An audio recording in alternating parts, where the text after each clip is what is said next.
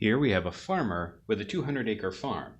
The distribution of crops grown is shown in the pie chart.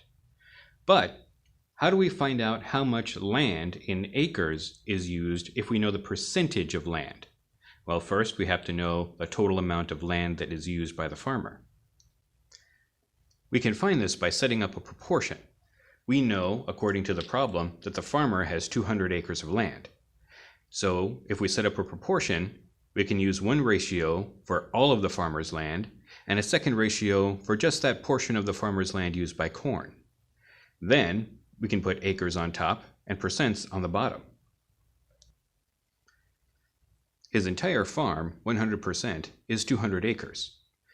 The land grown on corn has an unknown number of acres on it, but we do know that it's 25% of the total. Using good old cross multiplication, we can see that x times 100 is 100x, and 200 times 25 is 5,000. If we divide both sides by 100 to get x by itself, we find that the total amount of land used just for corn is 50 acres.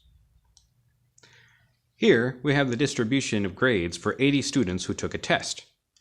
We want to know how many students made an A. Well, we know that there was a total of 80 students and that 10% of them made an A. So how do we find the number of students? We can do this by setting up a proportion. We have one ratio featuring all the students and one ratio with students who made an A. We'll put the number of students on top and the percents on the bottom.